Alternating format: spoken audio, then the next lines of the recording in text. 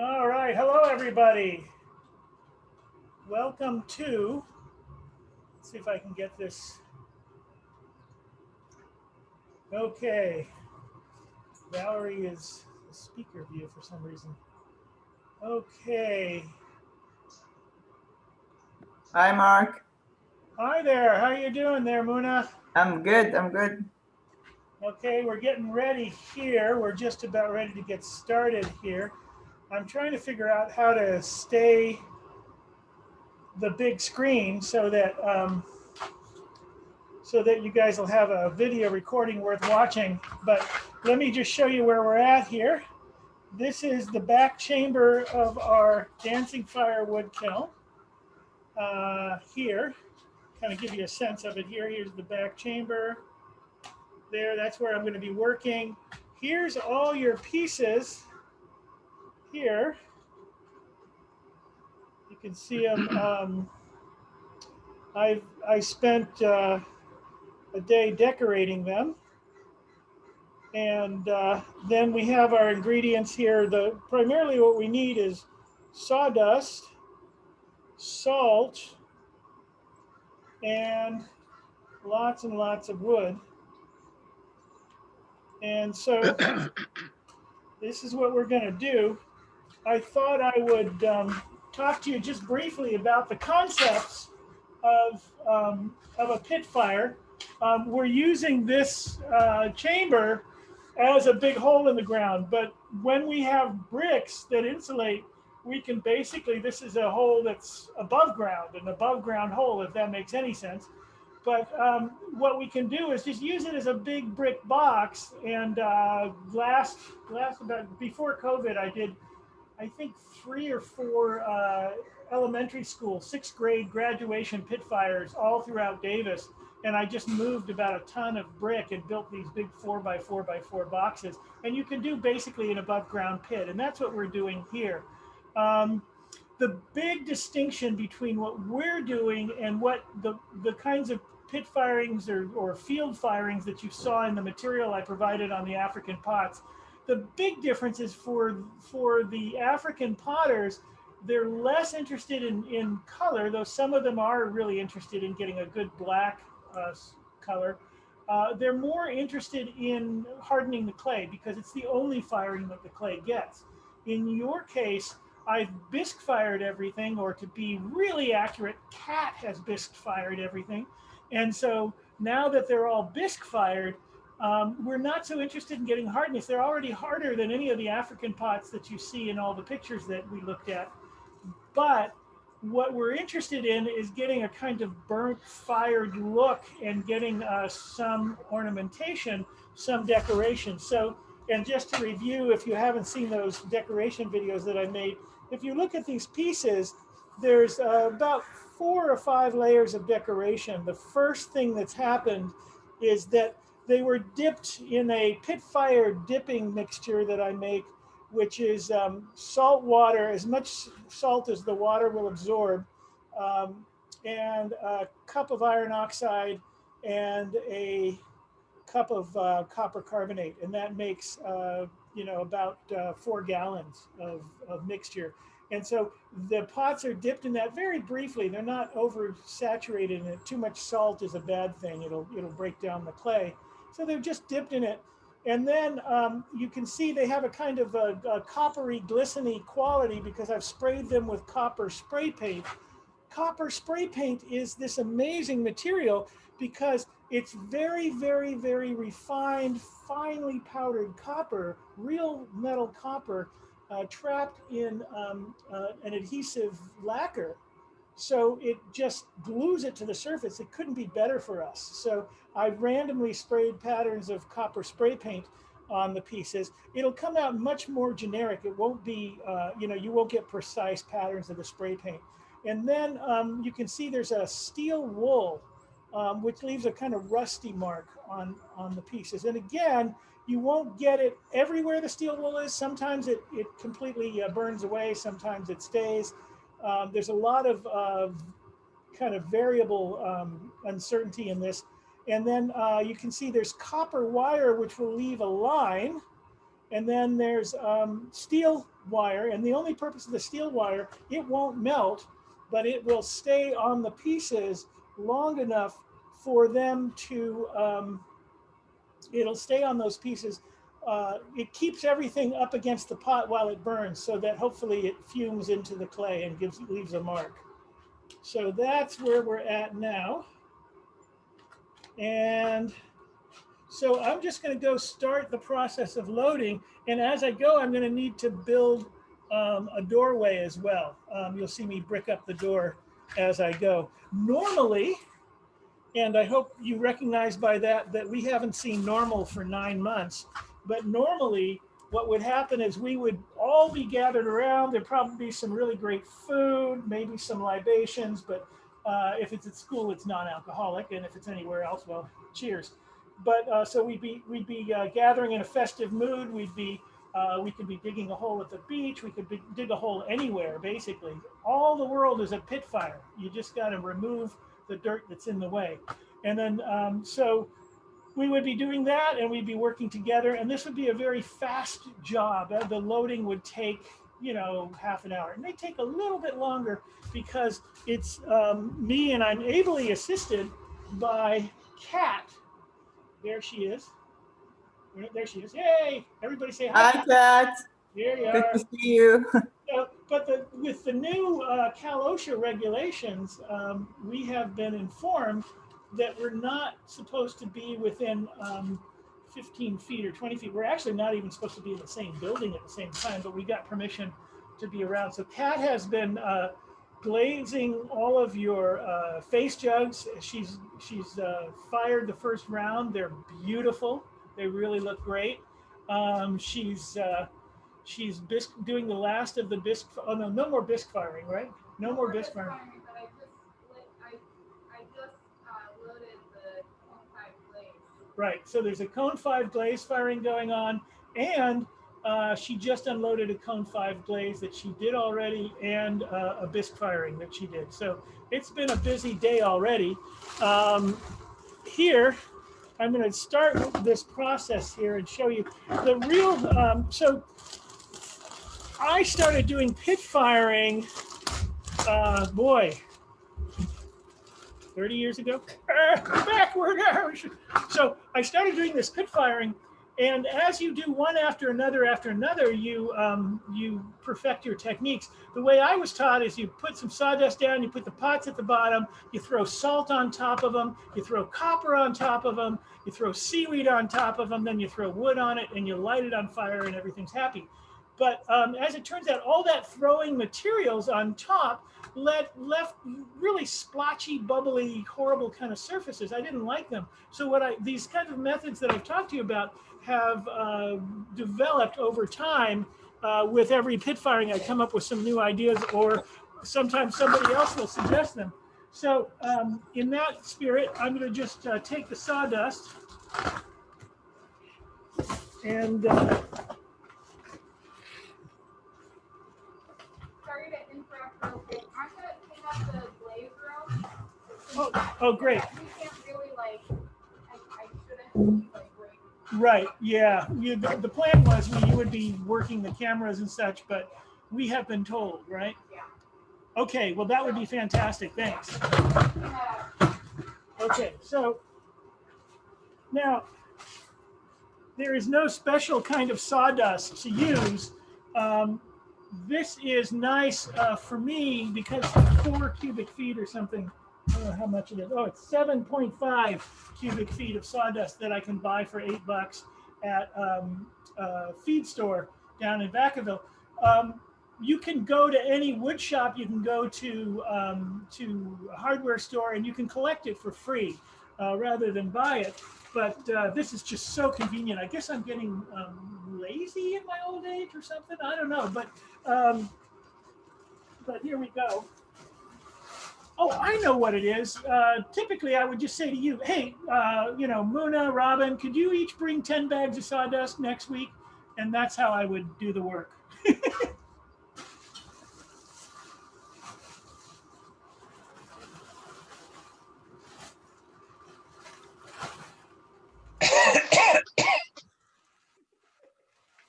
it's not bad for you.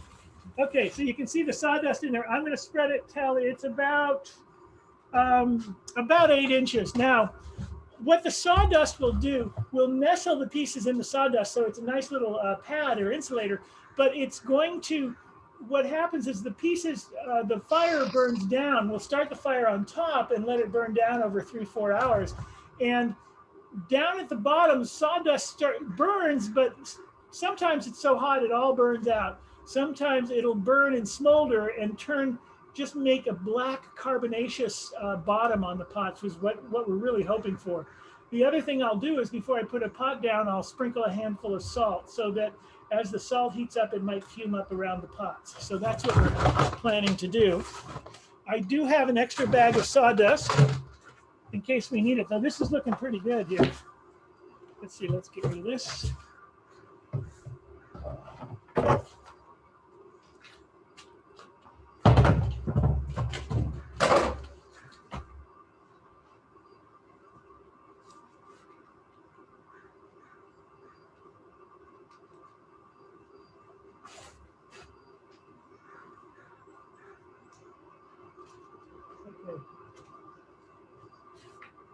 That's looking pretty good. So what I'm going to start to do is place some of the pots into it.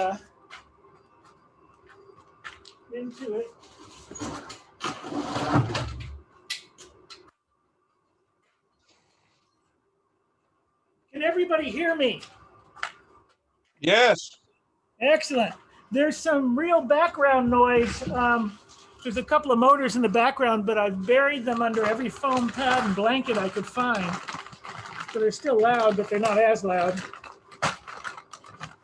Let's see. This says easy open bag. I'm not convinced. Let's see, easy open bag. Maybe it opens easily right here. Let's see if that happens. Oh yeah, look at that, just easy. Well, yeah, that's an easy open bag for sure.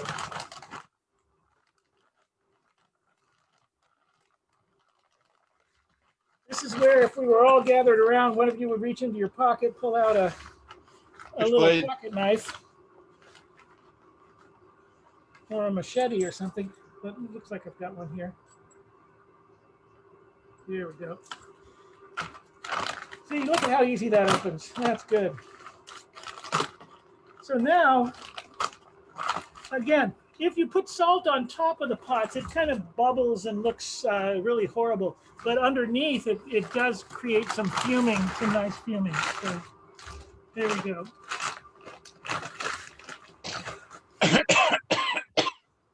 I grab a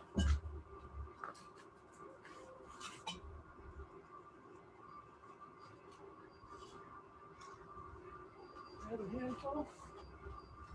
And I am able to, if I wish, I can load 2 layers of pots, one on top of the other.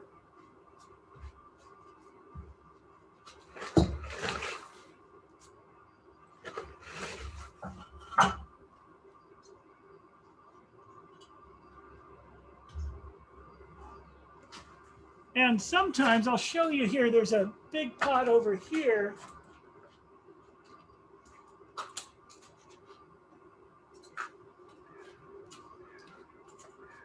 It's possible that if I flip this one upside down, the whole inside will turn black, which might be very attractive. So I'm going to try that.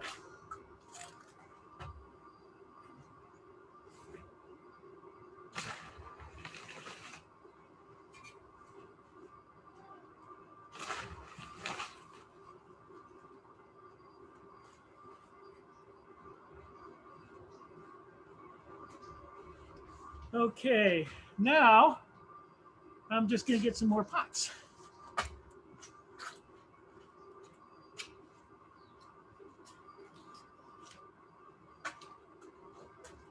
Kemper, I heard you there. I thought, is that you out there, Kemper?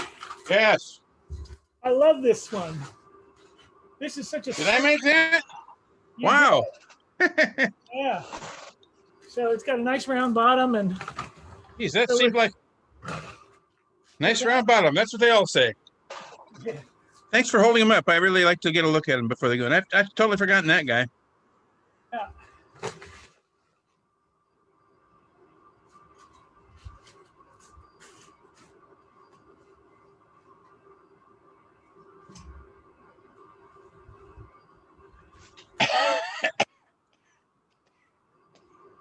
In pit firing, we don't worry at all about sticking. Nothing sticks. So,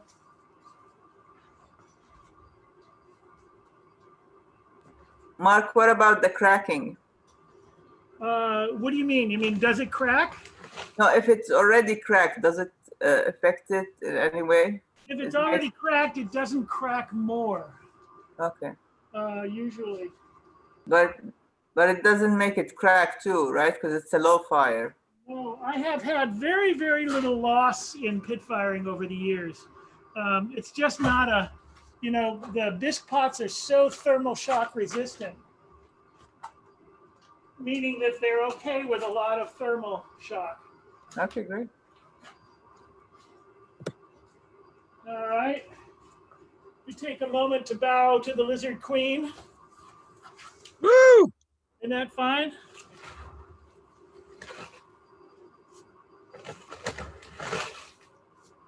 Was that one hand built? What's that? Yeah, Amazing. absolutely.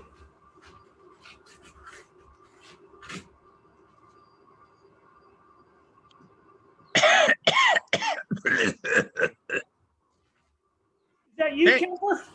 Kemper? There's Valerie. Are you coughing, Kemper? I'm hacking, coughing. I got a room full of silicosis. Okay, so for the benefit of the recording, you might mute yourself. Oh, good plan.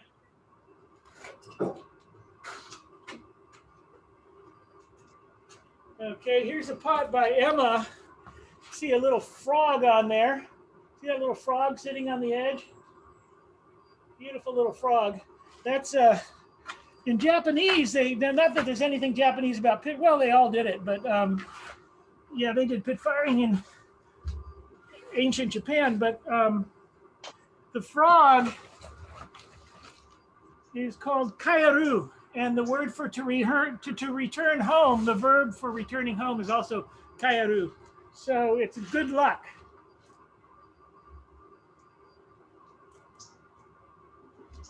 And those of you who've worked with me for a long time know I'll take luck wherever I can find it.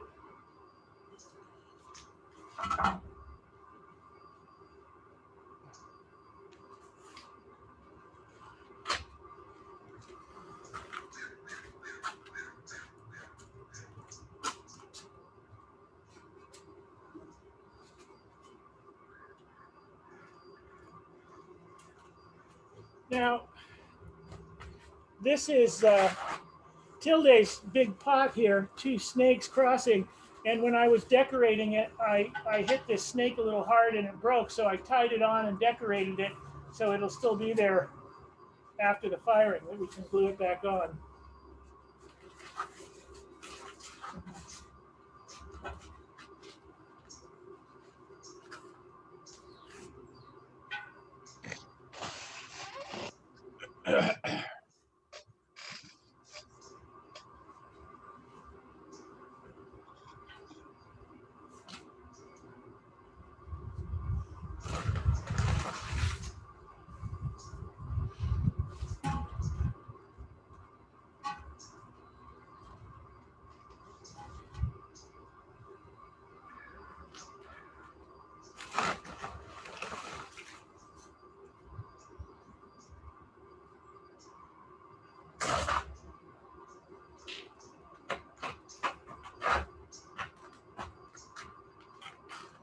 Okay.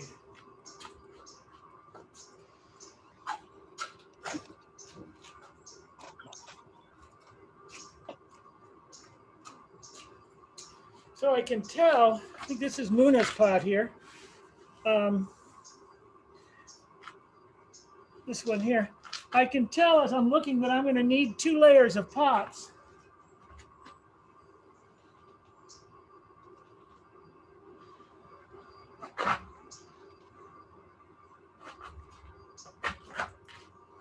I'm also going to need more sawdust. Ugh.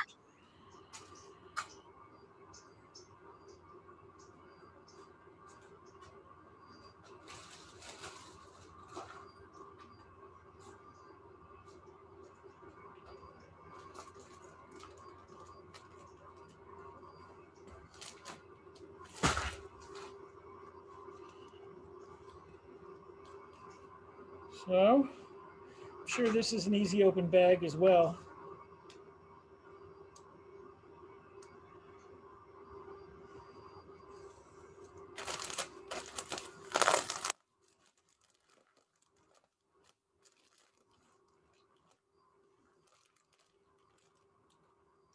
Now, when you buy this sawdust at the feed store, you can buy it in different densities, different size particles. And this is the smallest that I thought I'd give a try to.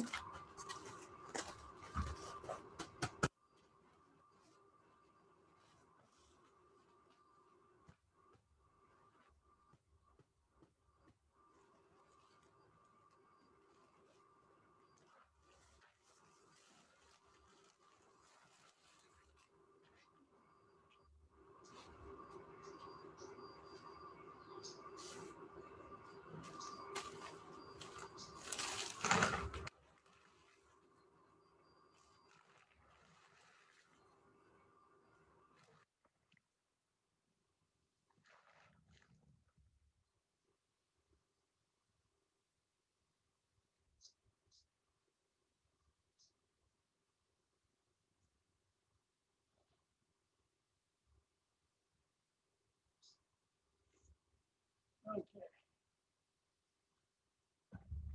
So I'm going to show you what it looks like so far, just by getting out of the way there. And I think I can bring the camera in a little bit because I'm known for my mastery in filming. So now I'm going to go with the sky cam mode here. Oh, look at that. Where am I? There you go. So you can see the pots are all starting to be nestled in there. They're in their sawdust bed with salt all around them, waiting for the big action. So that's happening. Let's continue my excellent camera work here. Let's see. That is.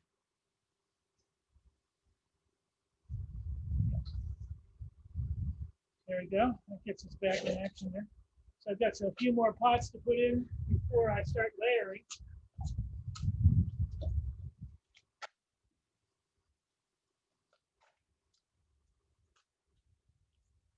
And we have a few pieces that people brought in that were not with the actual African pot assignment, but we can do those.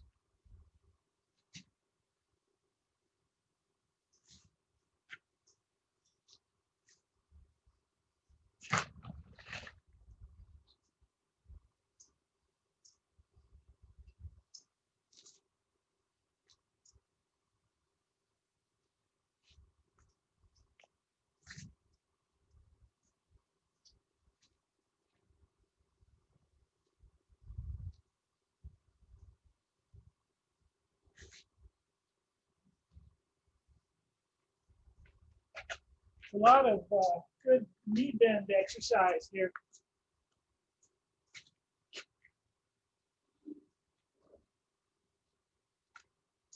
And a few people had sculptures. This is a mermaid, I think. You can put that on.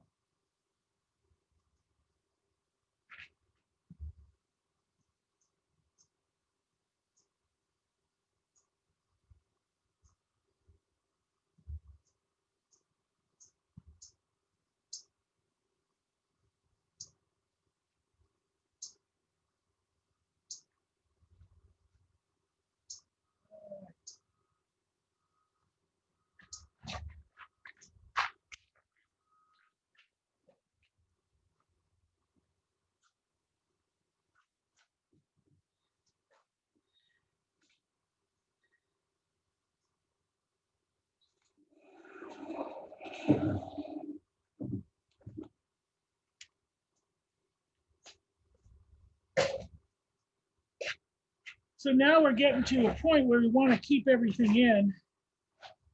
And we're going to build the wall here.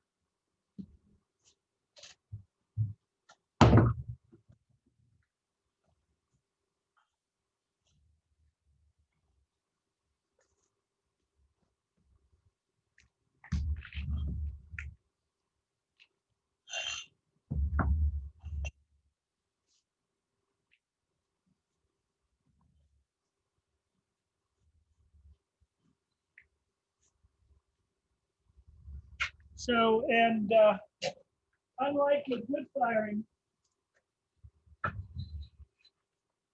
we want the wall to be, we don't want it to be totally open, but it doesn't have to be super, the air can get through. It's not a problem if a little bit of air gets through. So we don't have to seal it up.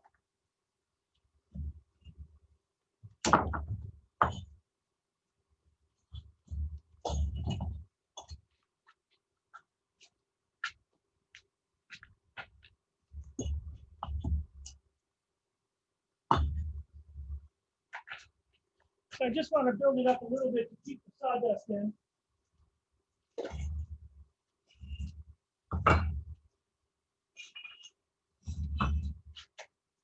And it gives me a sense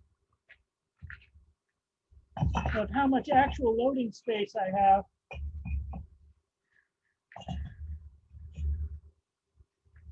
Do I need to speak louder?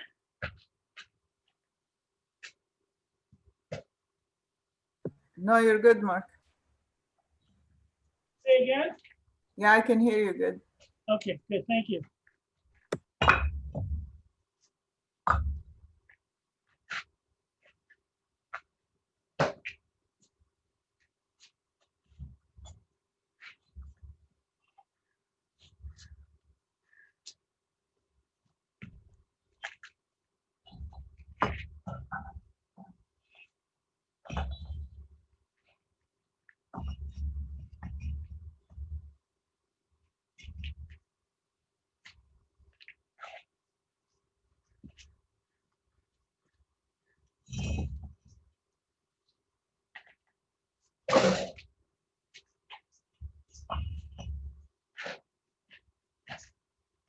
That's pretty good.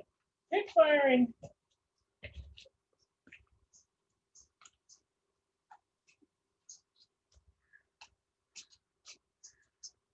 That adds some nice tension. I say something and walk away. Pit firing by origin was really the beginning of everything in terms of ceramics. It's how all ceramic firing began around the world. And what we do in wood firing is kind of an extension of pit firing. And there's some beautiful pictures in the section on African pottery of African field firing being done the way it's been done for millennia. Just putting the pots on the ground on top of beds of grass and twigs and covering it with grass and twigs and firing it for maybe 3 hours.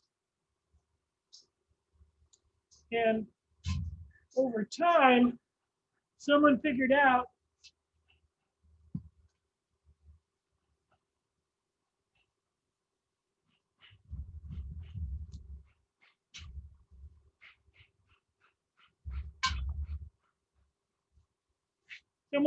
if you dig a hole in the ground that the fire is more insulated and will get hotter. And that was the beginning of, went from field firing to pit firing. And then someone figured out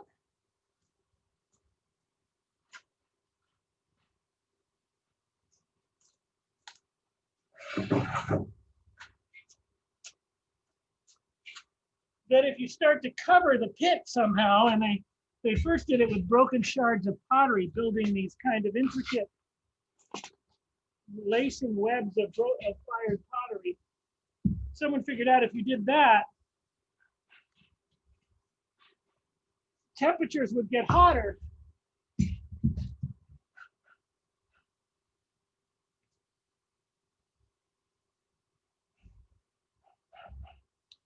And that's kind of where everything stopped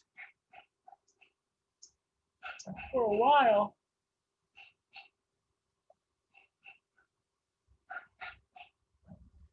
Because for a while, people figured out that their clay could, if they got it much hotter, their clay would not stand the temperatures. They were using earthenware clay. But in countries that had access to high fire clay, to kaolin and fire clay, they would get up into the higher temperatures. Once they started to figure out that instead of having a pit, they dug a hole in a hillside.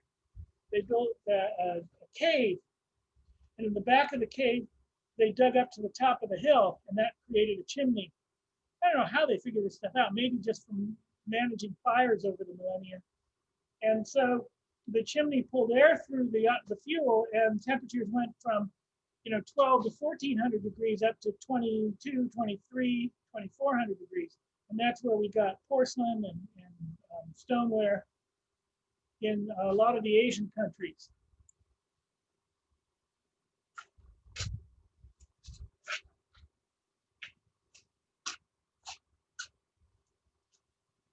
My, this is an informative little event here. Okay, need to get a container.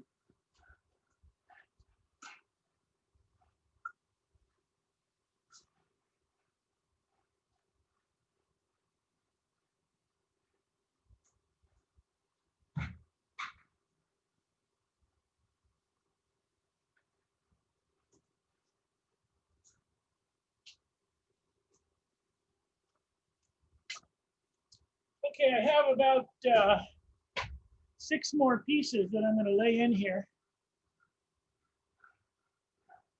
So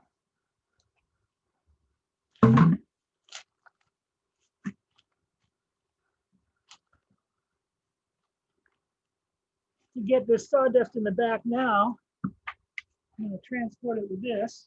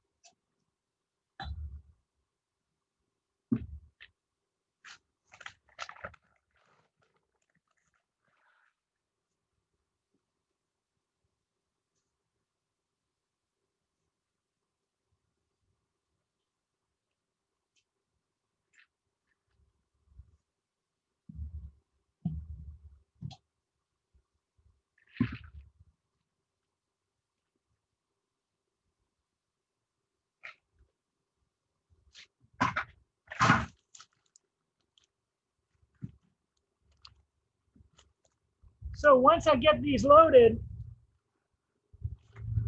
the next step is to start putting the wood.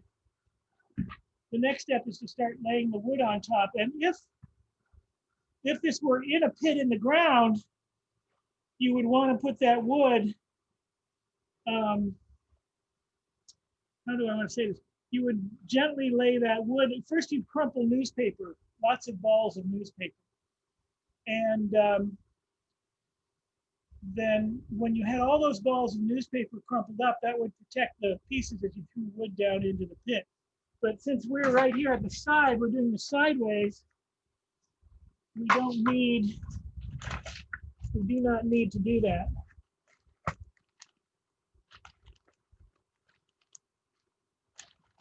I almost didn't stop for the second bag of sawdust, thinking we had enough.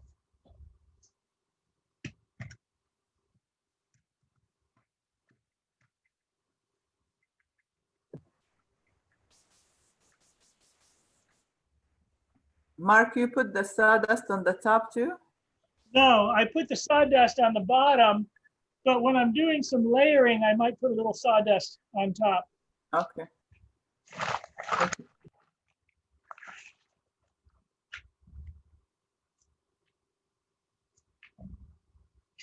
I think this one's good.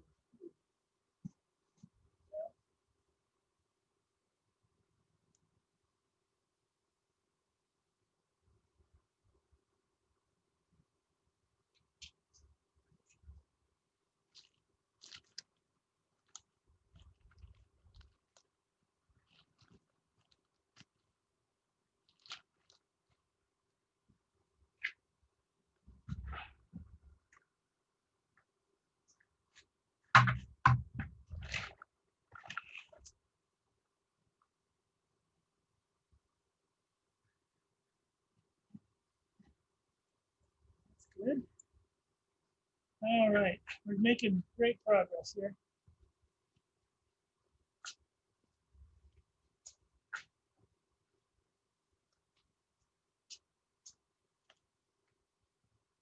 I'm really impressed with the quality of the work in this class. Your African pots, your face jugs, your membranes, you guys really did great work.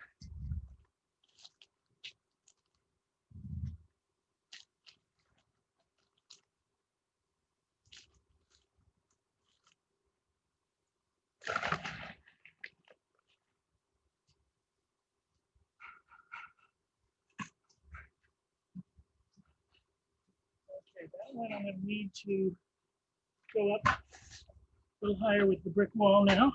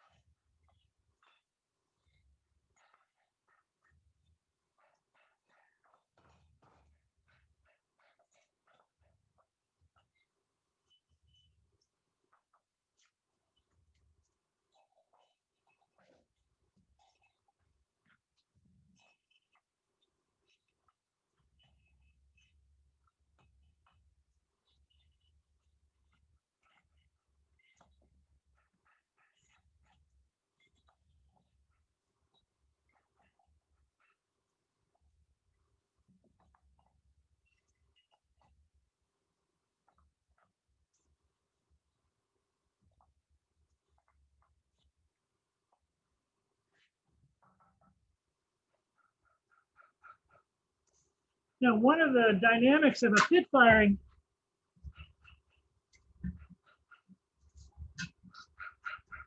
is that you want the fire to burn from the top to the bottom.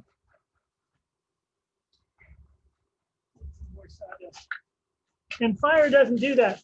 Fire burns up. It doesn't like to burn down. So you have to make sure you get a really good start on the fire to get it to burn the way you need it to burn from the top to the bottom. So if you get a good burn going on the top, it will get a good burn going on the top, then it will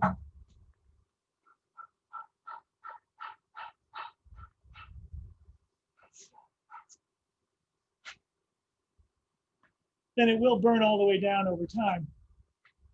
And that's what you want. You want a slow burn. It starts at the top and it burns intensely and starts to burn and turn into hot coals, and it burns down. And that way, by the slow burn from the top to the bottom, what you get is you get this, the bottom pots heat up slower. They heat up slow and slow, and eventually they're just surrounded by hot coals. So that's ideal.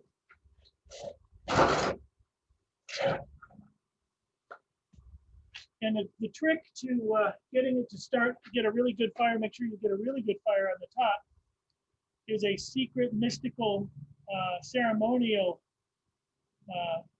fluid that we use. There are many secrets to this process. So I'm sharing them all with you.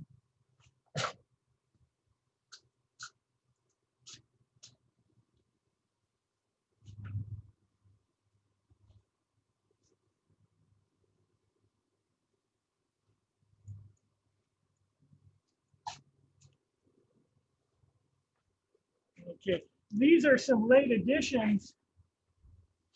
These pots came in and just came out of the kiln today to this kiln, so I've just been able to get them decorated a little bit for the firing. So give a few of these a try. So I'm putting some steel wool. If I can get this so you can see it. That's the. I've dipped it in the pit fire dip, and I have sprayed it a little bit with copper spray paint. The last thing I'll do is put a little steel wool on it. I'm not gonna. I don't have time for copper wire, but that's a kind of hit or miss thing anyway. So see what we can do. If you can string the steel wool out, really fine spider webs, you'll get these really beautiful kind of filigree lines. If you use it more densely, what you get is a kind of a dark iron spot.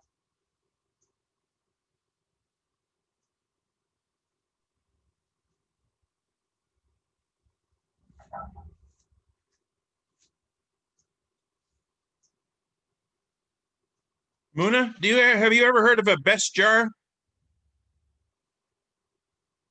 What is it, Camper? Have you ever heard of a best jar? No. There was a god of medicine in Roman Egypt called Bes, and that pot is a best jar. It was used to serve marijuana tea to infants. Oh, wow. Marijuana Okay. tea to infants? Well, it's hard to tell with the hieroglyphics, but that's their impression. It was either marijuana or something very similar. Marijuana tea to infants. He was a hereditary ancestor of the Kool-Aid pitcher. Oh yeah, I was gonna say it looks like the Kool-Aid kind of movement of the hands and everything. Yeah, I'm gonna do a major art show where we draw a great big map of the origins of face-related pottery, and have the Kool-Aid guy and Toby jugs and best jars and all that stuff. Doughboy too. Yeah. Okay. Sounds interesting. Now I'm going to be able to get one more piece in, I think. I'm going to try to get this last, another one of Kemper's late add pieces. I'll get a little steel wool on it.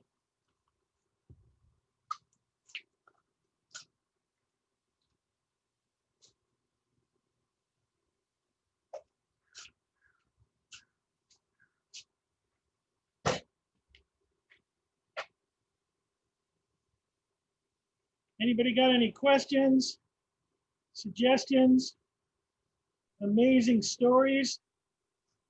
I think that one in the front left was used to dispense methadone to the Macedonians. Methadone to the Macedonians. I see. Now, I do have a request, though. I'd like to see any example of how the face jug glazes came out. Oh, okay. Hang on, that's a good idea. You guys all hang on, I'll show you some face jugs.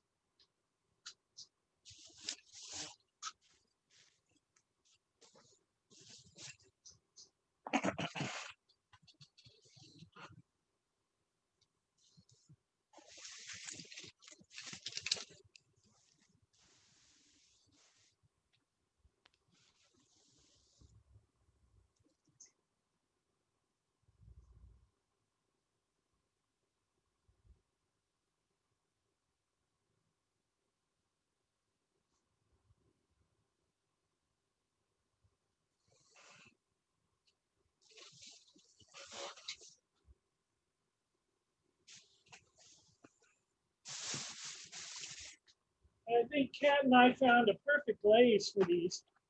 Here's one of yours, Kemper. Wow, looks pretty good. I'm gonna get a little closer so you can see the glaze effect. Now, is that the so-called tobacco spit? Yeah, it's a fake ash glaze, so you can see all the runny. And Yeah. tobacco spit was ash, clay, ground glass, and clay. And this is the fake ash glaze. This is Robin's, one of Robin's. And boy, the expression on it, the glaze is just perfect the way it runs. Can you guys see this? I can't tell because there's too much light on it. Yeah, it's the lower half's in shadow, but you can see those fantastic drips on the top. Yeah, it really came out beautifully. So you may not see these when you come to pick up your pieces because I'll probably already have sold them on Etsy. It's amazing how cheap the new ones are. Yeah, well, if I don't have to make them, I can sell them for really cheap. Yeah. No, I was disappointed how many were $50 and they weren't that bad. Ah, They weren't. There are a lot of $50 ones that are adequate. They're not spectacular. The great ones, the great recent ones are 100 or 200, and the old ones are 10,000. I hear you.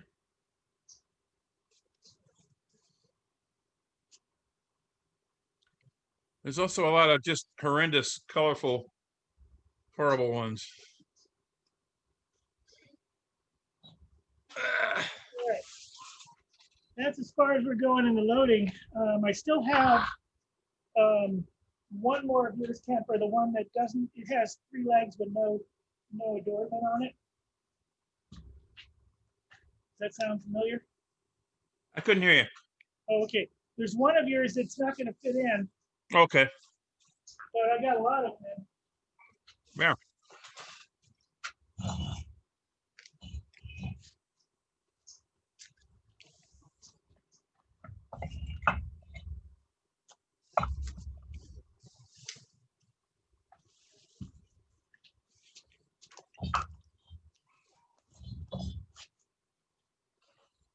So now I'm just going to build the wall up a little bit so that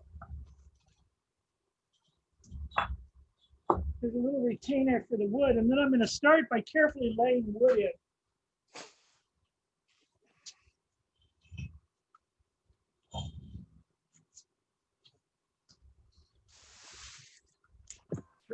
So Mark, the wall is double bricked. It's not only one. What's that? Say what? You put double bricks for the wall, right? Yeah, that's just mostly because one brick would be enough insulation wise, but in terms of the wall not falling over, two Okay. bricks better.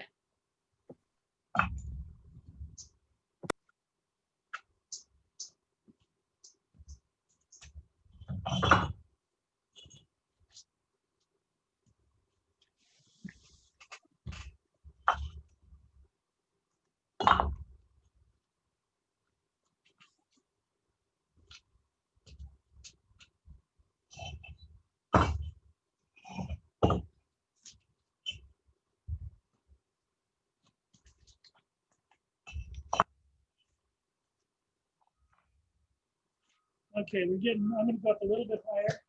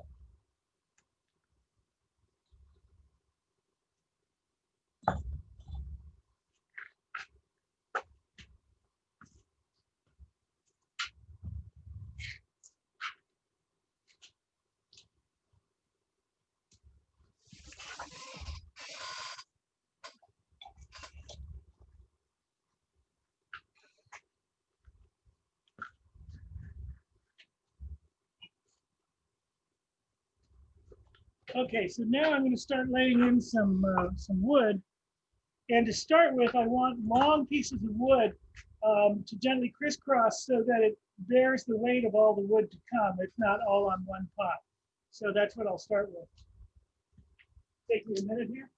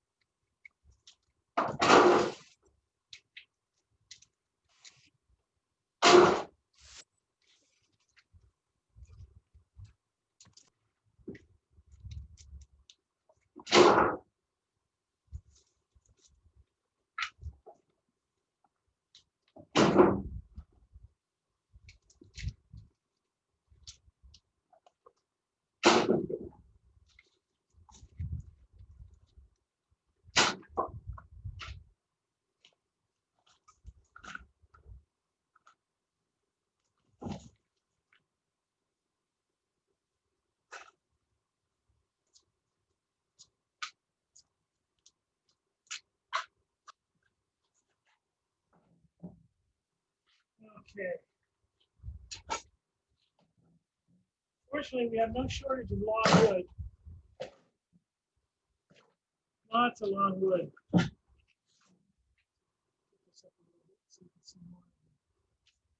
Is it all just dark in there now?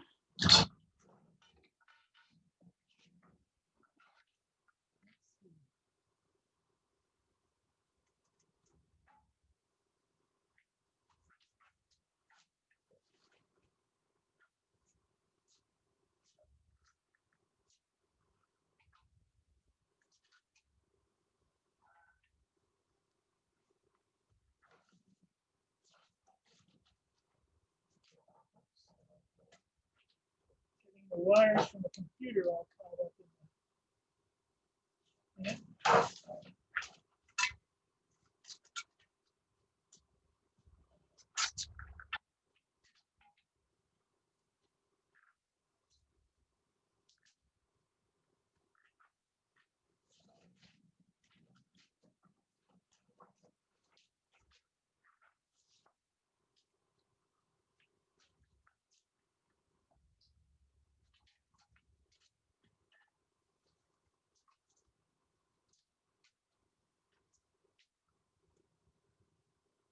These strips are ideal that we get from the furniture, from the kitchen design shop, because they're so long and thin, they're not very weighty to start with.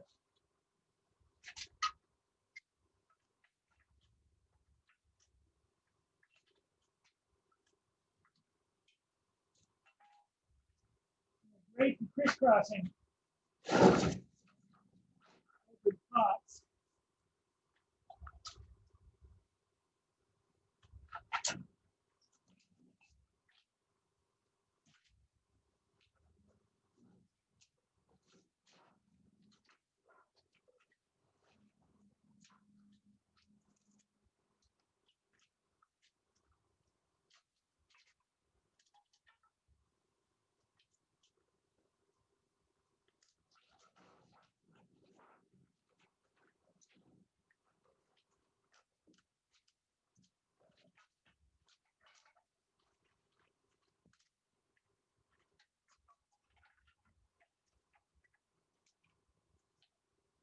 One slight COVID advantage we have is that when I light this, I suspect it's going to be extremely smoky. And because there's just nobody here, I won't get any complaints.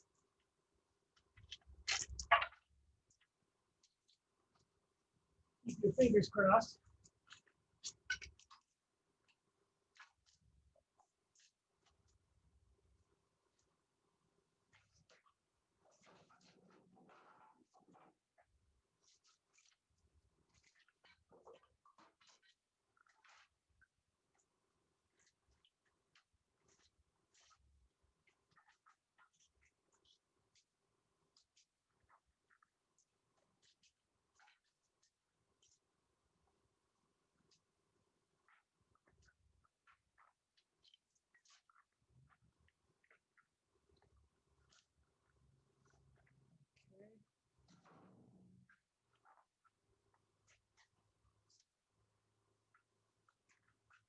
Now, if you look in, you can barely see the pots.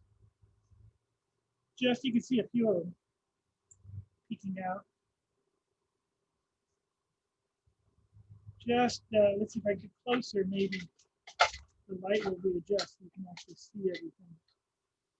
I don't know. That's still just a bunch of, can you see that? That's what we're looking at now. The inside of the kiln. There's the, in the sunlight, but in the dark there's. So that's where we're at.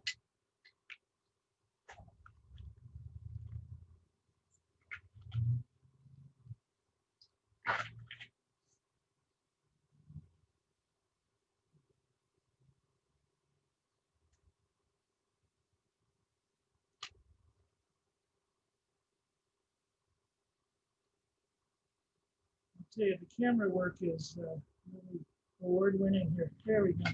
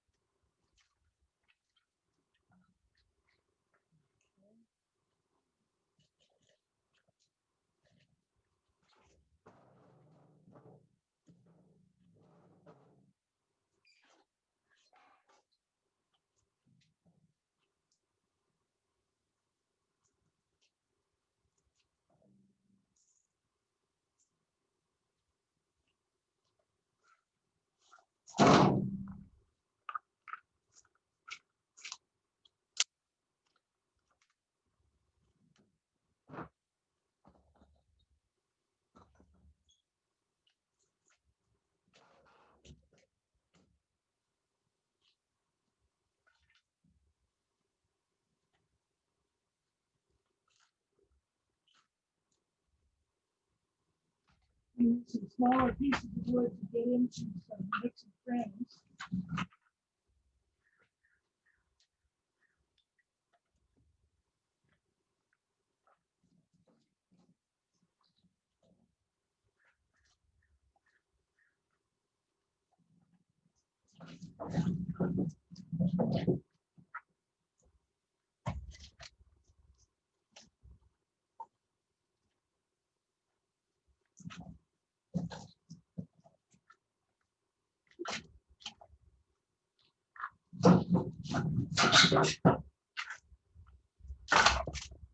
Gently placing the wood into the stone.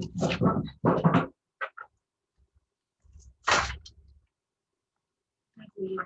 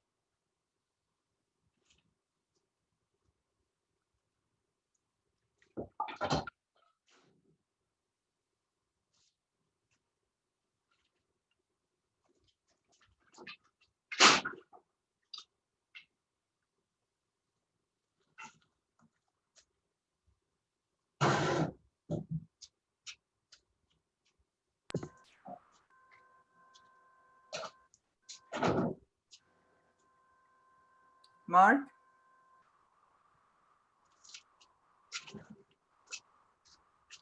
Hello? Hello?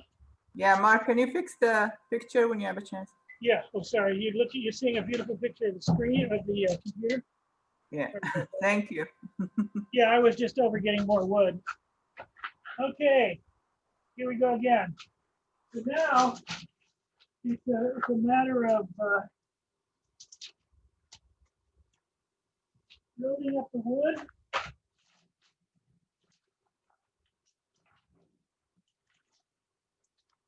And building up the wall.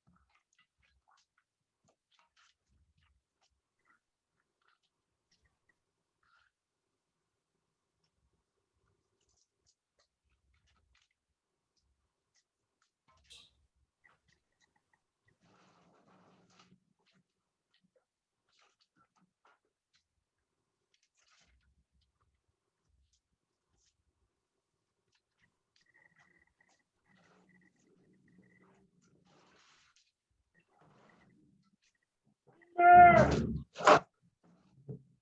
see, where'd you guys end up? Oh, okay, let's get you back here. Sorry about that. All right.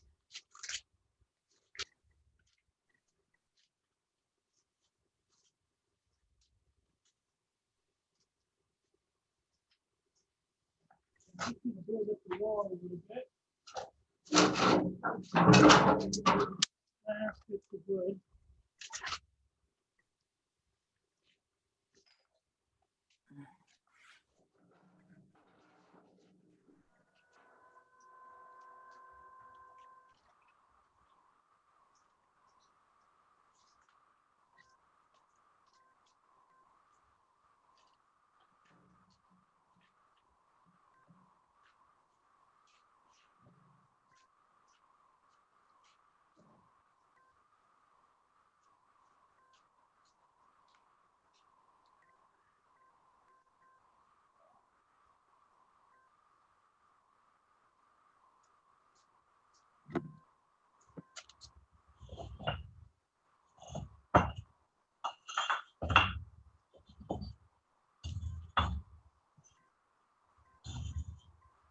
Mark, Yeah, how do you know when you have enough wood in there?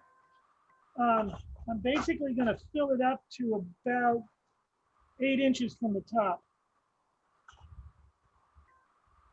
And then as it fires, Muna, I'm gonna keep putting wood in. Okay.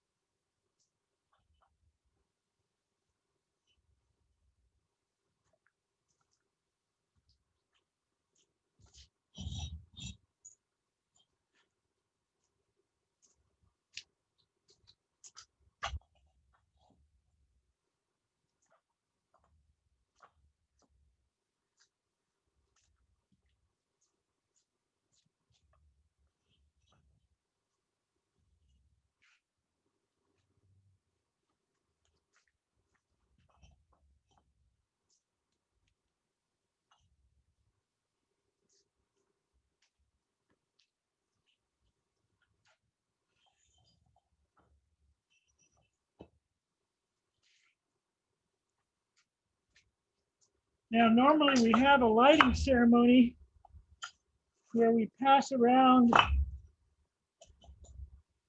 some sake.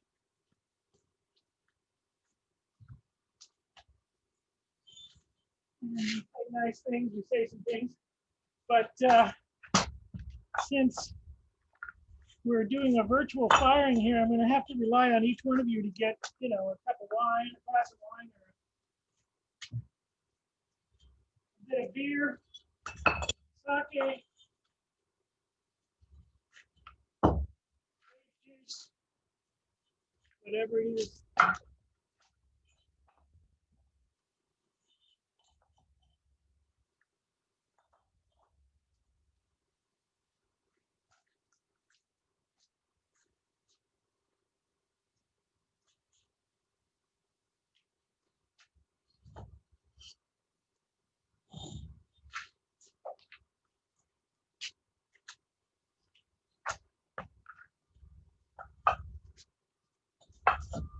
And when we get to the lighting, which isn't too far away from now,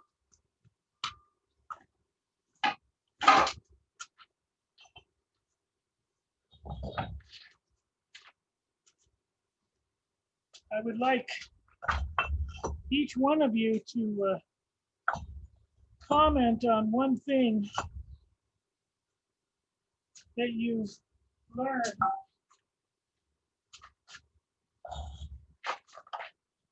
from one of these cultures we've been emulating.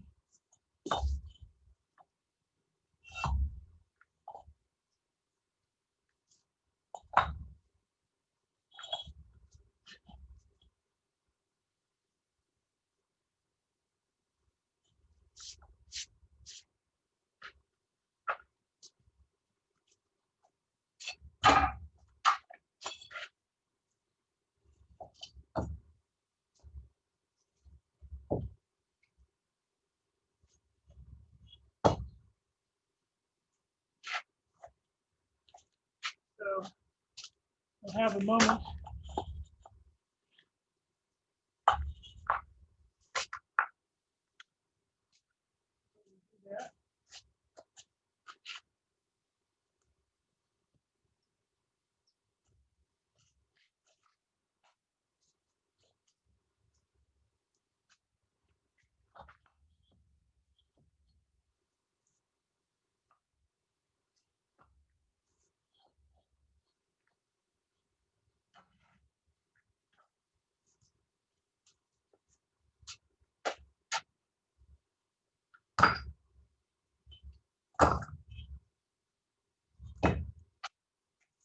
Okay. Before we go any further now, I want to get the wood filled into the side firebox and all of the side here. So I'm going to just put in a lot more wood now.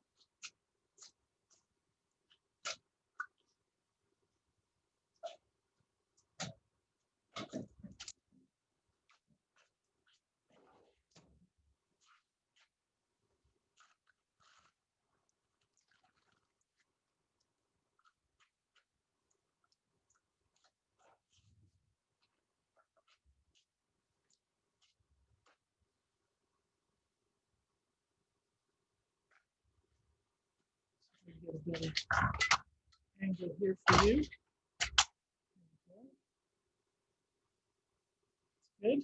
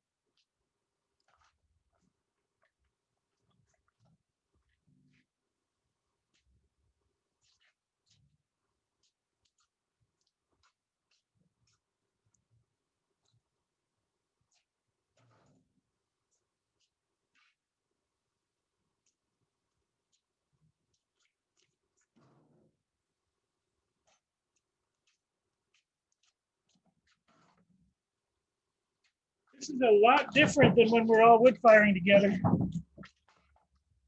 More more work. I miss y'all. Not just because you work well.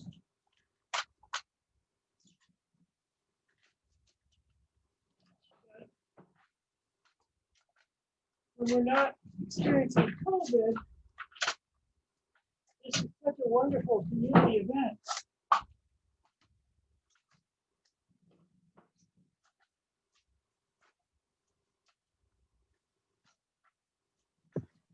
It is. Hopefully we could get to do it again when everything opens up. Yes, we can do it again when everything opens up. Absolutely. I don't know, but if things go as well as they're saying we might have a vaccine by, that's well enough distributed by May. If that's the case, then we'll be back face to face.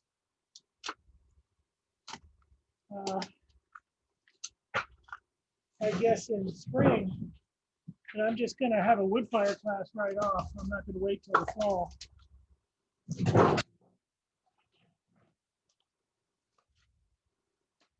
Got to get back to this. Fun. So now what I'm doing is I'm thinking I'll put in a lot of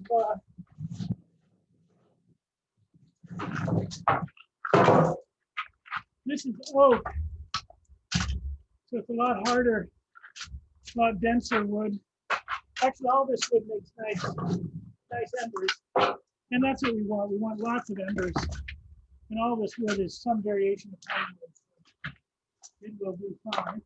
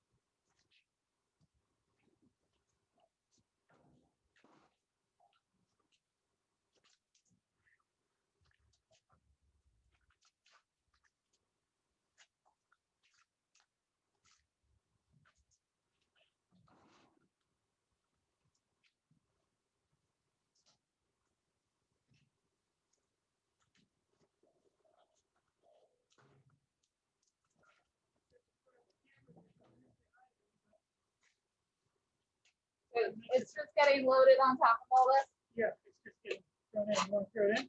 Yeah, bring it back.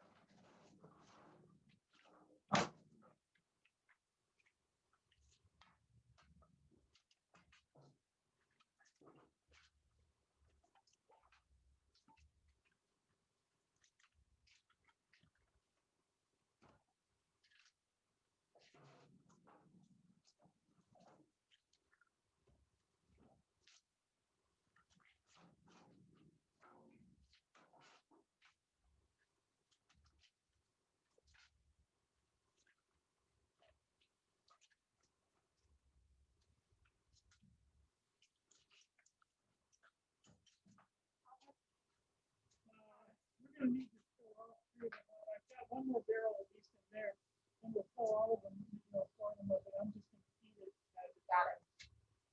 right now. What I need to do is wait for some more bricks.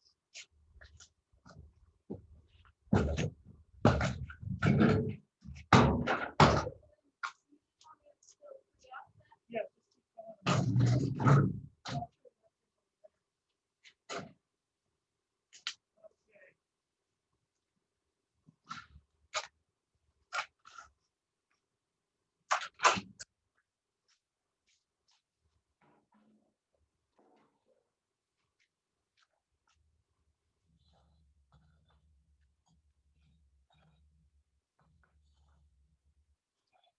Okay, now we're bringing the door up. We'll go up almost to, not quite that high. We'll go up a bit more.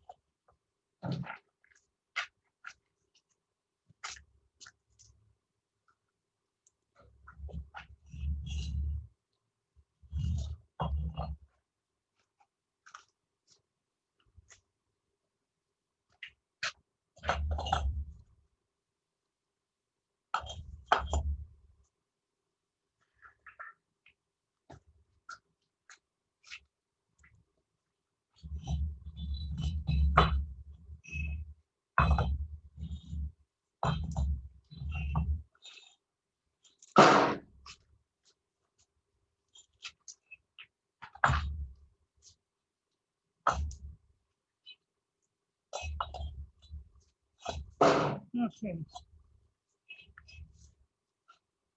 So those of you that are still out there, I want you to, I see Val and Muna and Robin and Kemper's forehead. And so I'm thinking, you want to think about one thing you've learned from any of the cultures you studied and from doing the work.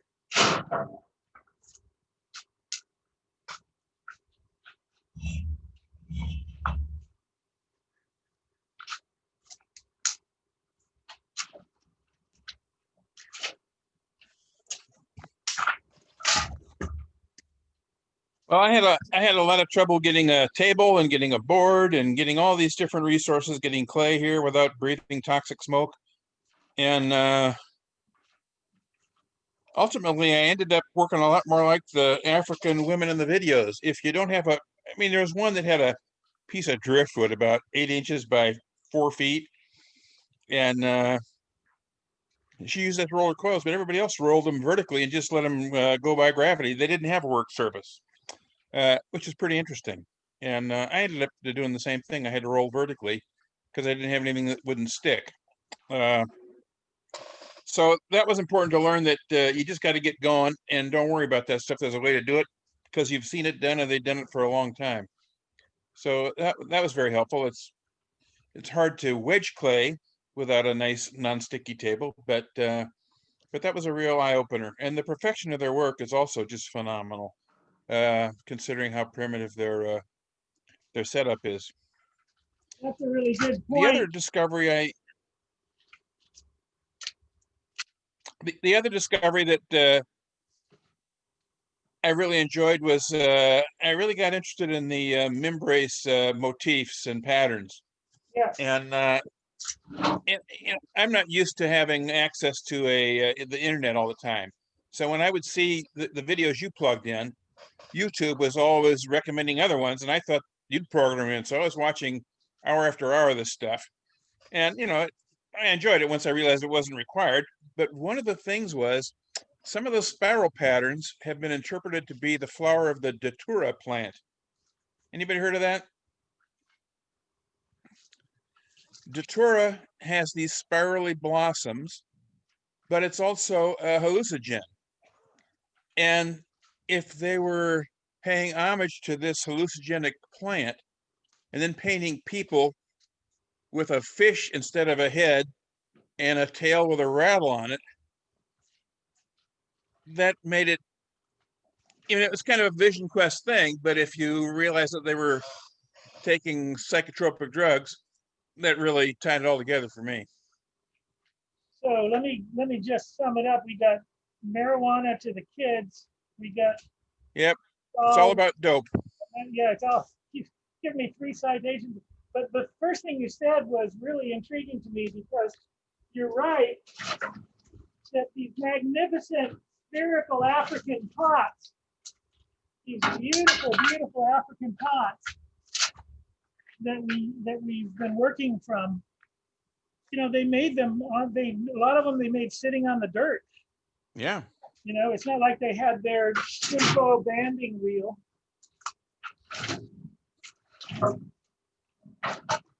So that's a humbling, thoughtful idea. But you can't be chubby if you want to do it that way.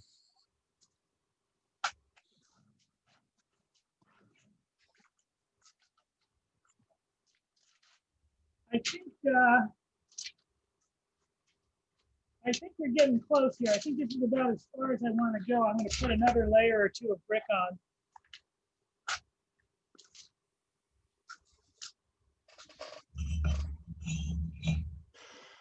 So what you don't know is in the background there, Kat is working on filling. She's filling up 4 more wheelbarrows so I can feed as it burns down. I can keep feeding wood.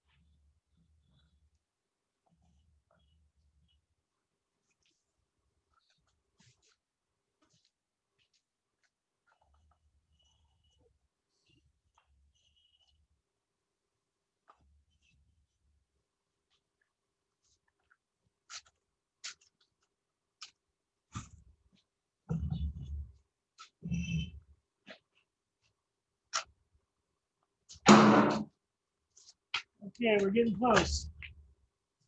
Okay, so the chimney and the draft and all that stuff is not going to be involved in this firing, is it? Right, I'm gonna have the chimney, the passive damper wide open. I might even think about closing the active damper, if I can get to it. It's really just meant to burn. It's just to burn down like a pile of wood.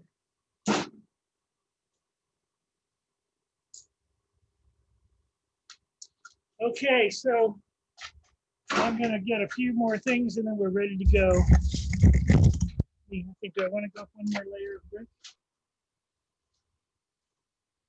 I think I'll go one more layer.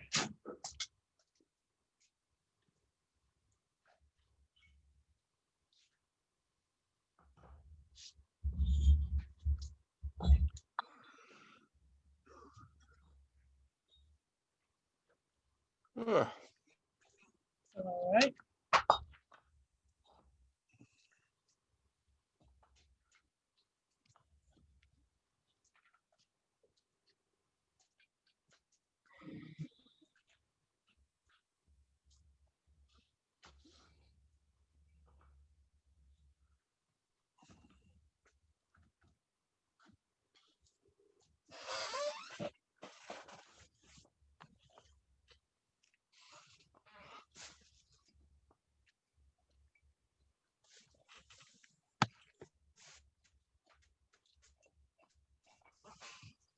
Okay, now in order to get a good burn going on this, I am going to need, and you can look in and see that the wood, let me take you off here, see that the wood, wait a minute, whoa, very exciting. Oh, where are we? There we are. There we are. Get inside there. See that the wood is right up to the brick level there. So to get a good burn, we're going to need that lighter fluid. So I'm going to use that in just a minute.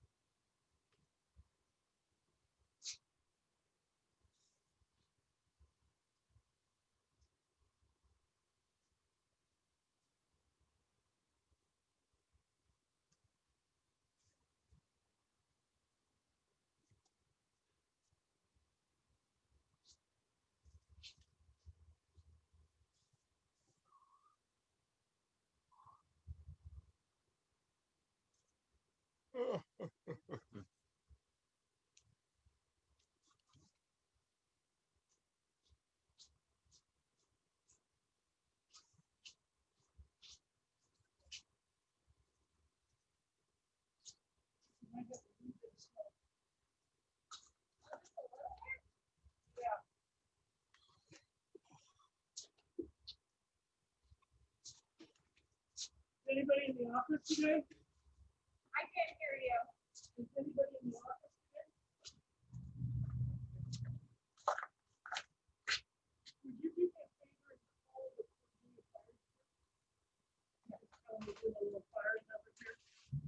They get the quart of smoke. Okay. It should be over. The smoke should be over by this evening. Okay, everybody. Let's hear what you have to say.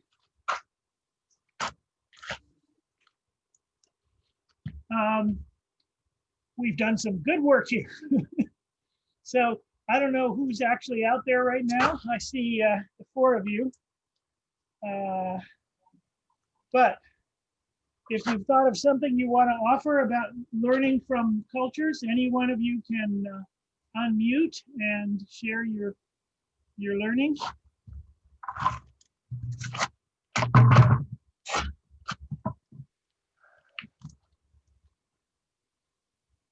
I'd like to second what Kemper said about learning from the African women, their spherical pots. It was really humbling to have started this class complaining about, where I had workspace or didn't have workspace, and then watch those videos of the conditions in which those beautiful, precise, and huge pots were made, and that they were made all by women. And so while I'm out there and it was smoky and 108 degrees, it kept me going. Like, okay, they can do it, I can do it, Right. And the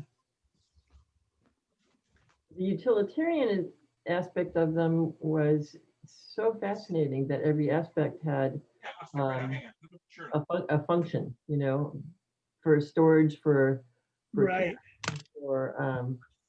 whatever the shape was of each pot had a particular use, and yet they also had that tradition of those beautiful figures and designs that had this Right. cultural significance as well. So I couldn't, I knew nothing about that to start with, so that was really enlightening to me. And I also thought it was talking about the mimbres and the imagery, which I really loved as well. And I found this article, I don't know if I shared it with you, about how some of the patterns on the drawings were symbolic of color. So there were certain patterns that were identified by researchers, I guess, to be, this is turquoise, this is red, this is, and they corresponded to these minerals and there's uses in their local environment. So they found these ways not to both interpret their world, but they in imagery, but also in color. So they had symbols for color. Right. So a certain type of cross hatching or pattern symbolized different colors within. Right. Fascinating concept. Yeah.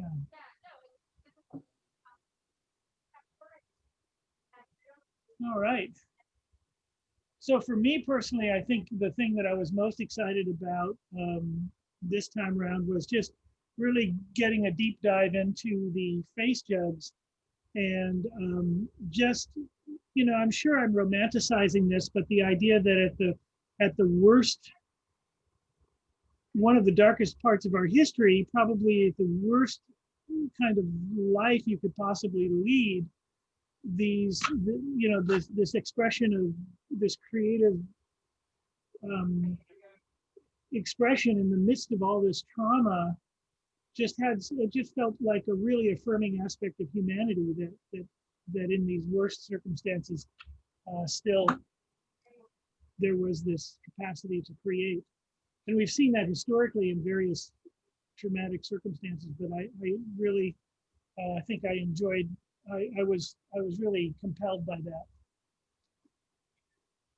Yeah, I agree. Like, I love the story of the face jugs. I never, learned about them, and it was so, like, touchy. So I told the whole family about it. I've been talking about it left and right, and that's when I thought about the corona. It might be, that my mask of corona. Right. So just hopefully it will stay for a while, and some people will see it. And everything about all what we learned was so fascinating. It just, like, art was the narrator for all these sculptures and all these people. Like, it just so, I think it's so amazing. Just, learning about the African pots and what they used them for and how they made them, and how easy, like, it looked like how natural for them to make all these pots with under all these circumstances they were in, and using everything they had, Right.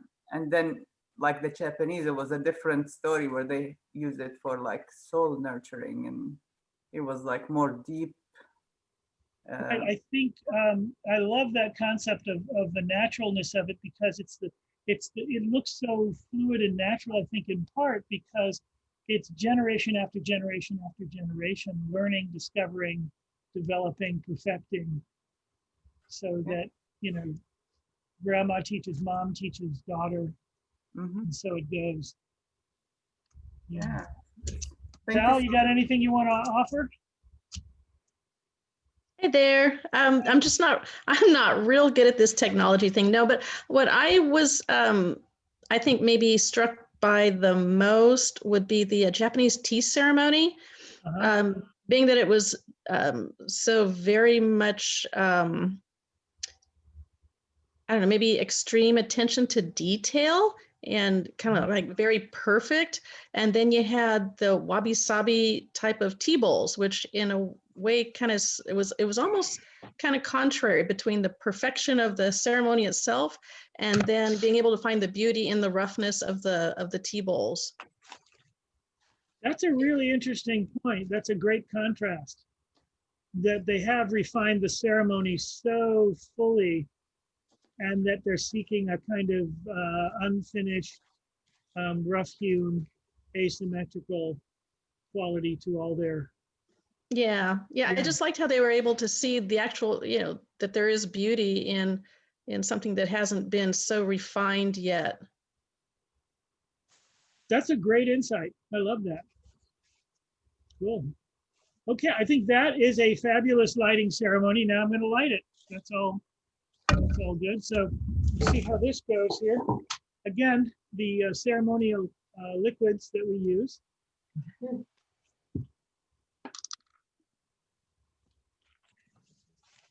And again, the function of this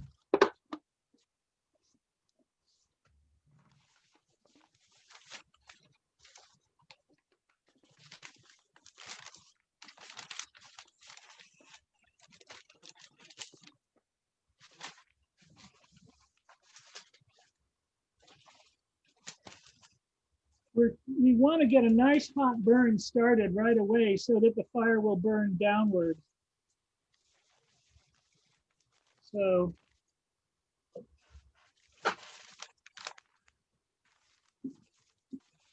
a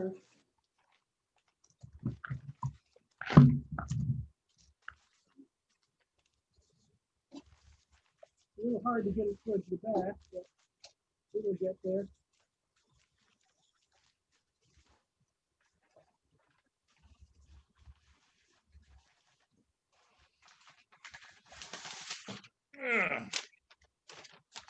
This is a very complex process here. I can't see what I'm doing here. There we go.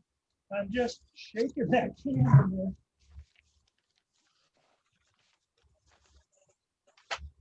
So you're gonna put the whole can, Mark? This is about 2/3 of a can, maybe a half a can. And yeah, it's all going in eventually. I don't pass out first. Yikes.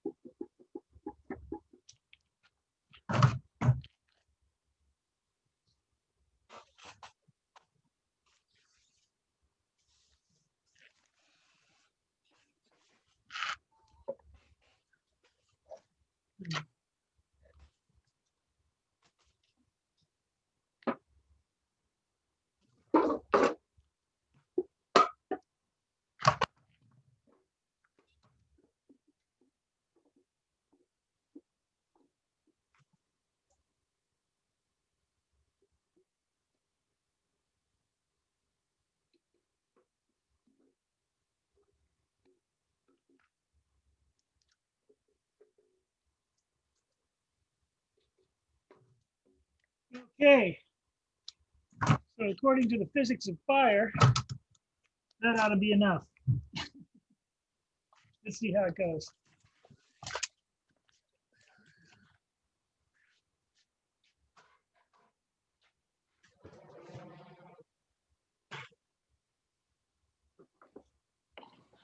All about fire. Okay, using the magic wand here.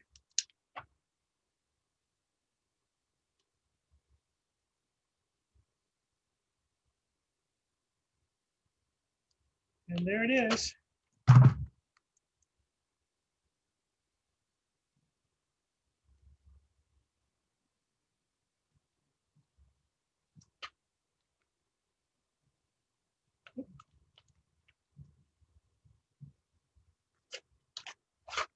And I'm moving back. That seems to have lit pretty well.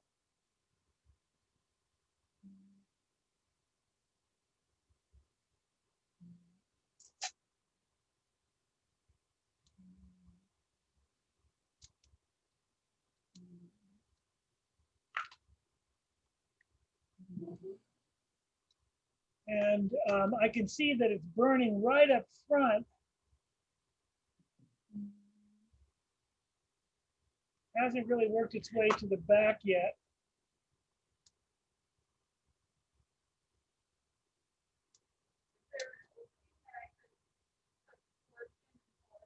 I think it's going to be okay. I think it'll go slower in the back and faster in the front, and there'll be different effects that way. But I think it'll be all right.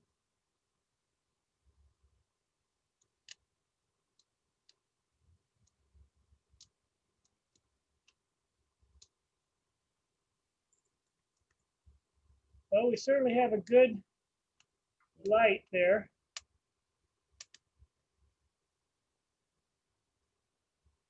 And so this will go on now for about three or 4 hours. My only job is to occasionally add wood. I want to build up a nice big ember bed, so I'll keep throwing wood in for at least an hour probably.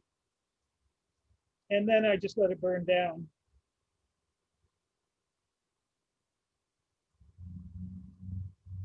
So it takes 3 to 4 hours to burn, Mark? Yeah, 3 to 4 hours. It might take longer because it's so well insulated. Yeah. But basically, I can walk away from it after I get the wood in that I want. Maybe close it up a little bit more. Yeah.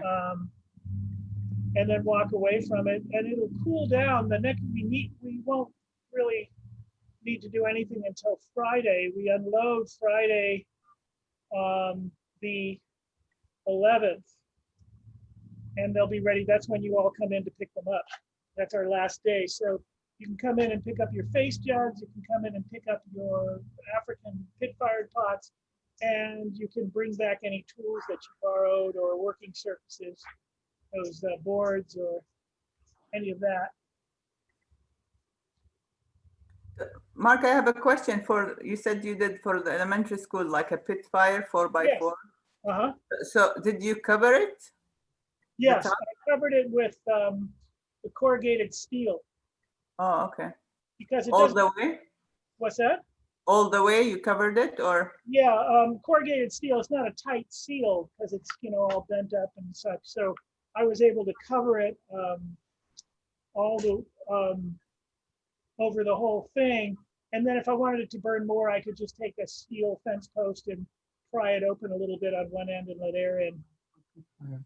But it was a really fun thing. It kind of grew out of control because I originally did it for the 5th grade. Yeah. The year before, where my daughter was in a 5th grade class, and we invited the 6th grade class because I really wanted my daughter to be in this teacher's class, and she had experience in ceramics. And so I told her, hey, who knows, if my daughter ends up in your class, we could do this again next year. Yeah. And that was kind of a little sneaky way for us to say, okay, we got to make sure that Evan gets into her class. And she did. And so we were doing it for her. And then the artist that I worked with during the 5th grade to do it wanted me to do it at a different school. And she got me a grant. Nice. To do that. And then another friend wanted me to do it at her son's school. In exchange for, we did a kind of exchange for architectural design work. So it all worked out really nicely. That's nice. You don't have any videos of it? I don't think I do. There's some photographs on my Facebook page from cool. a year and a half ago or so.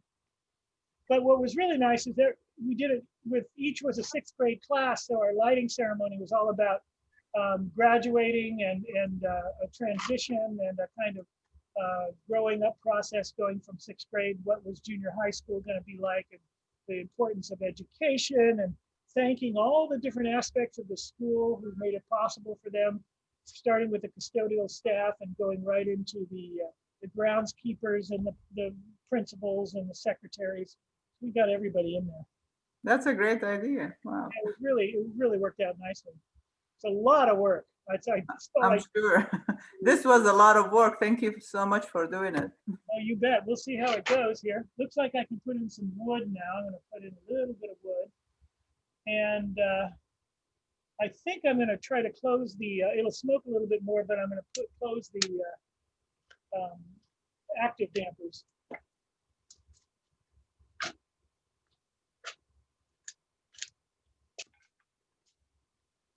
Mark, another question, please. Yeah. So you said the salt on the surface bubbles, right? Yes. It gets a little frothy and sticky and crusty, and it just looks horrible. Okay, so if we like intentionally, I want to do that on some areas, so I can just kind of just put it in just in that area. Can Well, that work or no? You want to be careful because salt is extremely corrosive. So if you were to say put salt on a piece in an electric kiln, it would start to eat your bricks. Oh, okay. So it's not really, outside of a pit firing, it's not really, it's a very corrosive flux. So you don't want to use it inside an electric kiln. It'll eat up your bricks and your elements. Oh, wow. Gas kiln, same, it'll go for your bricks. Salt kilns are built with very high alumina bricks to keep them from corroding as quickly. Oh, okay, thank you.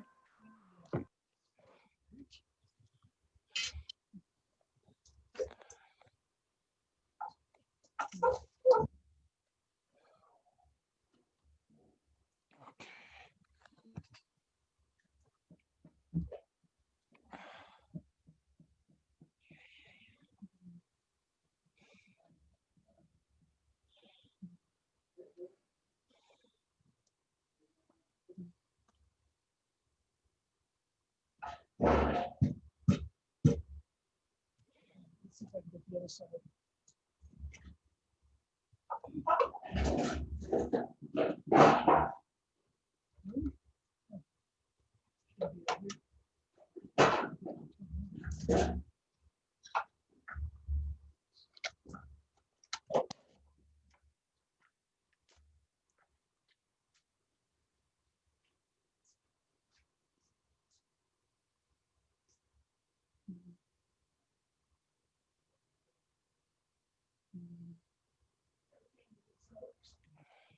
Actually, a good time.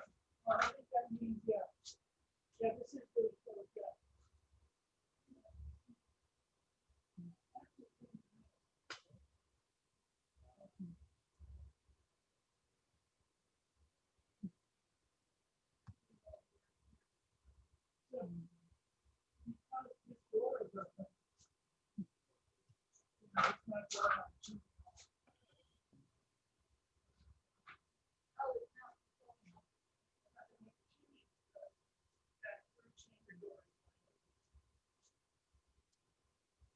So we're starting to get some more smoke.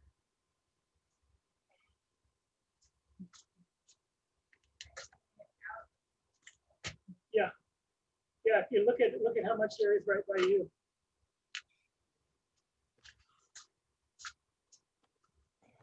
I called them. They didn't answer, but I left them a phone number. You can also, you know, what might be good is to call the. That's a good one too, I think.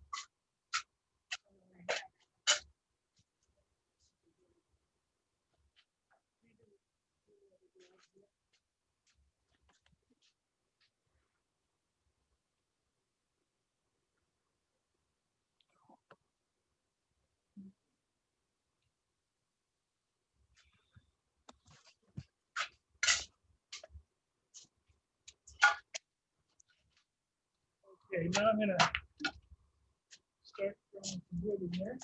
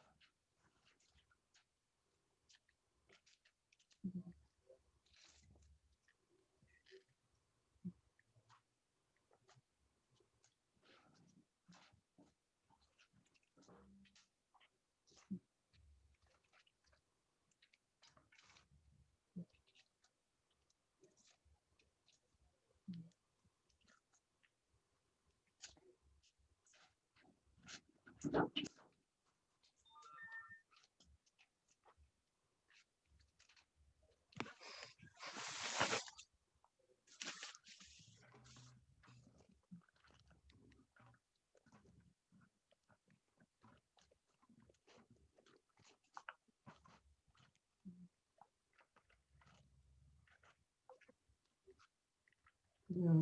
So, if there are any final questions, I can take those. And then I think basically all that you'll see is a beautiful fire for 3 hours or so.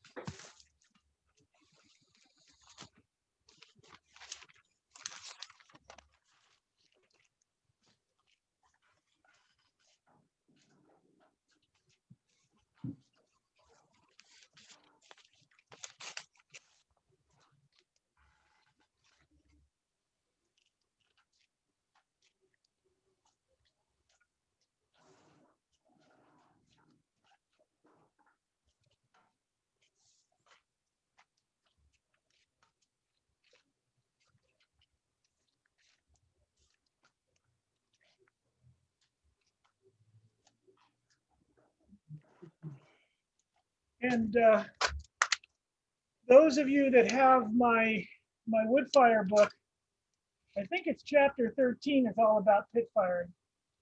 So all of this is described in great detail. I think there's even an example of firing inside a kiln as well as in pits.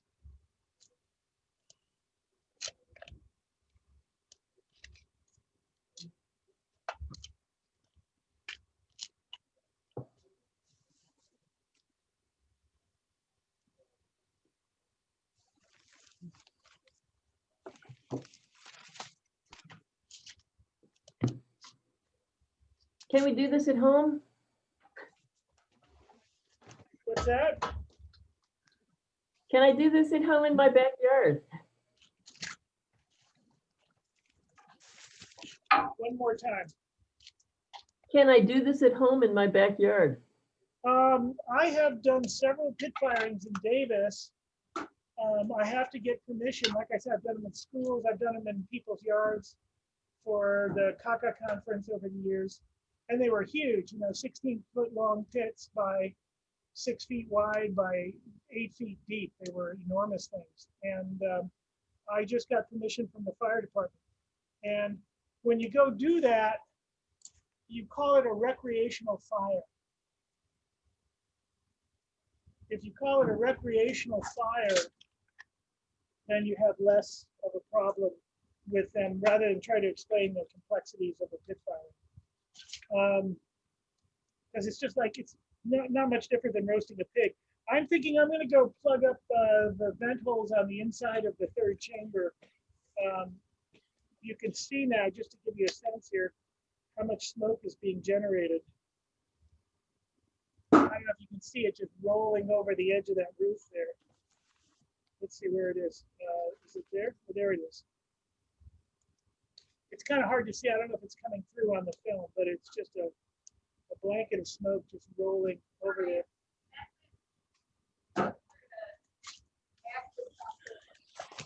Okay.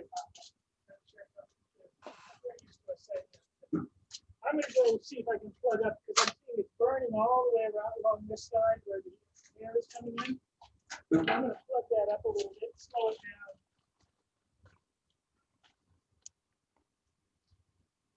I don't come out of there.